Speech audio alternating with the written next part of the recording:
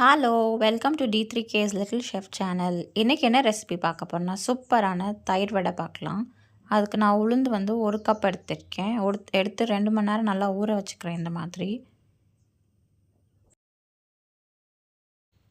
ஊற வச்ச உளுந்தை இந்த மாதிரி கிரைண்டரில் நம்ம ஆட்டி எடுத்துக்கலாம். கொஞ்சம் கொஞ்சமாக போட்டுட்டு லைட்டாக தண்ணி தெளித்து நம்ம அரைக்கலாம். கரெக்டாக 20 to 25 மினிட்ஸ்க்குள்ளே நமக்கு நல்லா மாவு அரைஞ்சிடும். உங்களுக்கு ஹோட்டல் ஸ்டைலில் உளுந்த வடை வேணும் நல்லா கிறிஸ்பியாக அப்படின்னா நீங்கள் கண்டிப்பாக கிரைண்டரில் அரைச்சி பாருங்கள். அதோட ரிசல்ட்டே சூப்பராக இருக்கும். மிக்சியில் அரைக்கலாம், பட் அந்த அளவுக்கு உங்களுக்கு ஃப்ளஃபியாகவும் கிறிஸ்பியாகவும் இருக்காது. ஸோ முடிஞ்ச அளவுக்கு நீங்கள் கிரைண்டர்லேயே அரைக்க பாருங்கள்.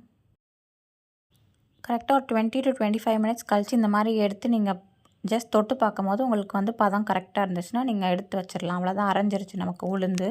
அதை ஜஸ்ட் தனியாக ஒரு பாத்திரத்தில் எடுத்து வச்சுட்டு ஒரு பெரிய வெங்காயம் நல்லா பொடி பொடியாக கட் பண்ணி ஆட் பண்ணிக்கலாம். காரத்துக்கு ஒரு பச்சை மிளகா இந்த மாதிரி பொடி பொடியாக நறுக்கி ஆட் பண்ணிக்கிறேன். அதோட 1 டீஸ்பூன் அளவுக்கு முழு மிளகு ஆட் பண்ணிக்கிறேன். கொஞ்சமாக கருவேப்பிலை இலை நல்லா கிள்ளி இதோட சேர்த்துக்கிறேன்.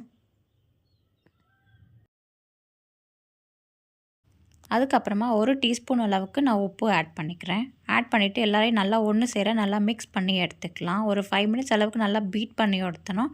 நமக்கு நல்லா கிறிஸ்பியான உளுந்த வடை கிடைக்கும். இந்த மாதிரி நல்லா மிக்ஸ் பண்ணிவிட்டு இதை ஓரமாக வச்சுக்கலாம். நம்ம அடுத்து ஒரு பாத்திரத்தில் 2 கப் அளவுக்கு தண்ணி ஊற்றிட்டு அதில் 1/2 கப் அளவுக்கு தயிர் ஆட் பண்ணிக்கலாம். ஆட் பண்ணிவிட்டு கொஞ்சமாக ஒரு 1/2 டீஸ்பூன் அளவுக்கு உப்பு சேர்த்து நல்லா மிக்ஸ் பண்ணி வச்சுக்கலாம். இது எதுக்குன்னா நம்ம உளுந்த வடை ஃப்ரை பண்ணிவிட்டு இந்த தண்ணியில் டிப் பண்ணி புழிஞ்சிட்டு அதுக்கு மேலே நம்ம தயிர் ஆட் பண்ணலாம். அடுத்து மிக்ஸி ஜாரில் 1/4 கப் அளவுக்கு தேங்காய் ஆட் பண்ணிக்கோங்க, துருவின தேங்காய். அதோட கொஞ்சமாக முந்திரி அண்ட் 1 பச்சை மிளகாய் ஆட் பண்ணி 1/4 கப் அளவுக்கு தண்ணி ஊற்றி நல்லா மையாக பேஸ்ட்டாக அரைச்சி எடுத்து வச்சுக்கலாம். கரெக்டான கன்சிஸ்டன்சி நல்லா மையாக அரைஞ்சிருக்கு. இது அப்படியே நம்ம பவுலுக்கு ட்ரான்ஸ்ஃபர் பண்ணிடலாம். அதோட 1/2 கப் அளவுக்கு தயிர், கெட்டியான தயிர் ஆட் பண்ணிவிட்டு 1 கப் அளவுக்கு தண்ணி ஊற்றி நல்லா மிக்ஸ் பண்ணி வச்சுக்கலாம். இந்த கர்ட் பேட்டர் ரொம்பவும் கெட்டியாகவும் இருக்கக்கூடாது, அட் த சேம் டைம் ரொம்ப தண்ணியாகவும் இருக்கக்கூடாது. மீடியம் அப்படியே ஃப்ளோயிங் கன்சிஸ்டன்சியில் இருக்கட்டும். நல்லா விஸ்க் வச்சு நல்லா பீட் பண்ணி எடுத்துக்கலாம். இதுக்கு ஒரு சின்ன தாளிப்பு கொடுத்துடலாம். அதுக்கு ஒரு பேனில் 2 டேபிள் ஸ்பூன் அளவுக்கு தேங்காய் எண்ணெய் ஆட் பண்ணிக்கலாம். எண்ணெய் காஞ்சதுக்கப்புறமா 1 டேபிள் ஸ்பூன் அளவுக்கு உளுந்து ஆட் பண்ணி நல்லா பொரியிற வரைக்கும் வெயிட் பண்ணலாம்.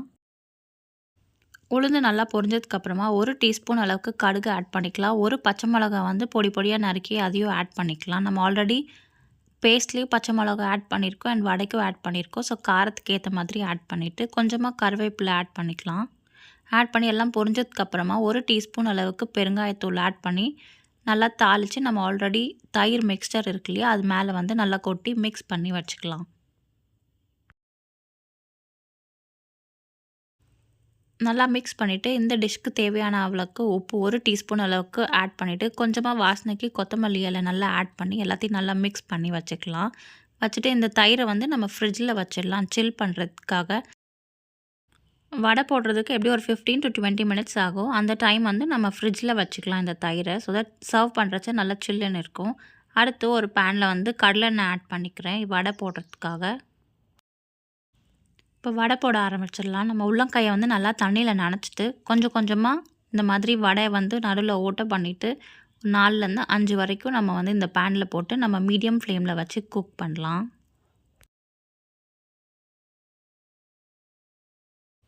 நிறையா வடை போட்டிங்கன்னா உங்களுக்கு சீக்கிரமாக வெந்துடும், உள்ளே மாவாக இருக்கும். ஸோ ரொம்ப டம்ப் பண்ணாமல் நம்ம 4 5 வடையோ போட்டு எடுத்துக்கலாம் பேட்ச் பை பேட்சாக.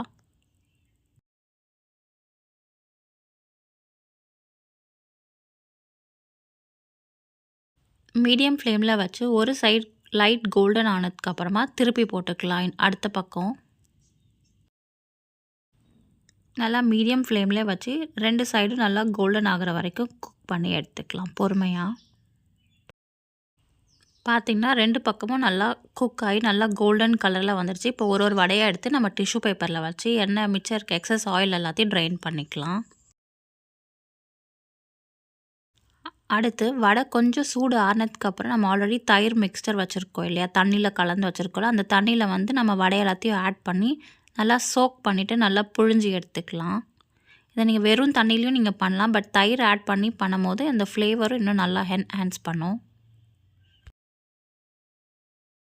இந்த மாதிரி பண்ணி எல்லாத்தையும் ஒரு பிளேட்டில் வச்சுட்டு அடுத்து நம்ம பிளேட்டிங் பண்ண ஆரம்பிக்கலாம். நம்ம ஃப்ரிட்ஜில் சில்லுன்னு வச்ச தயிரை வந்து பிளேட்டில் ஃபஸ்ட்டு ஆட் பண்ணிவிட்டு அதுக்கப்புறமா நம்ம ஆல்ரெடி சோக் பண்ணி ஸ்குவீஸ் பண்ண வடை இருக்குது இல்லையா, அதையும் நம்ம ஆட் பண்ணிக்கலாம். 1 by 1 ஆட் பண்ணிவிட்டு அதுக்கு மேலே வந்து நம்ம திருப்பியும் தயிர் வந்து நிறைய ஆட் பண்ணிக்கலாம். சப்போஸ் உங்களுக்கு தண்ணியில் வந்து நீங்கள் டிப் பண்ணி ஸ்குவீஸ் பண்ண வேண்டாம்னா நீங்கள் அப்படியே நீங்கள் ஃப்ரைடு வடையவே நீங்கள் வச்சு அப்படியே கூட நீங்கள் கர்ட் ஊற்றி சர்வ் பண்ணலாம். இந்த மாதிரி நல்லா தாராளமாக நம்ம தயிர் மிக்ஸ்டரை வந்து ஊற்றிட்டு ஜஸ்ட் கார்னிஷிங்காக நான் வந்து துருவின கேரட் வந்து கொஞ்சமாக நான் ஆட் பண்ணிக்கிறேன். அதுக்கப்புறமா கொஞ்சமாக ஆனியனும் நான் ஆட் பண்ணிக்கிறேன். உங்களுக்கு ஆனியன் வேணான்னா நீங்கள் ஸ்கிப் பண்ணிக்கலாம். பட் ஆட் பண்ணி சாப்பிடும்போது நல்லா க்ரன்ச்சியாக சூப்பராக இருக்கும். அதுக்கப்புறமா கொஞ்சமாக கொத்தமல்லி இலை வந்து ஆட் பண்ணிக்கலாம். கடைசியாக ஒரு பஞ்சுக்காக நான் வந்து மேலே வந்து மிளகாத்தூள் ஆட் பண்ணிக்கிறேன். ஆட் பண்ணிவிட்டு லாஸ்ட்டாக வந்து காரா பூந்தி வந்து நம்ம ஆட் பண்ணிக்கலாம். காரா பூந்தி வந்து கண்டிப்பாக ஆட் பண்ணுங்கள். அப்போ தான் நமக்கு வந்து எல்லா கைண்ட்ஸ் ஆஃப் ஃப்ளேவர்ஸும் இந்த தயிர் வடையில் கிடைக்கும். அண்ட் டேஸ்ட்டும் சூப்பராக இருக்கும். ஸோ உங்களுக்கு எவ்வளோ வேணுமோ நீங்கள் ஆட் பண்ணிக்கலாம் காரா பூந்தி. பார்க்குறதுக்கே சூப்பராக இருக்குது அண்ட் டேஸ்ட்டும் செம்மையாக இருந்துச்சுங்க. அவ்வளோதாங்க, அட்டகாசமான ரெஸ்டாரண்ட் ஸ்டைலில் தயிர் வடை ரெடி. இந்த வீடியோ உங்களுக்கு பிடிச்சிருந்துச்சுன்னா லைக் பண்ணுங்கள், ஷேர் பண்ணுங்கள், சப்ஸ்கிரைப் பண்ணுங்கள் அண்ட் கண்டிப்பாக ட்ரை பண்ணிவிட்டு கமெண்ட்டில் சொல்லுங்கள். தேங்க்யூ, பாய்.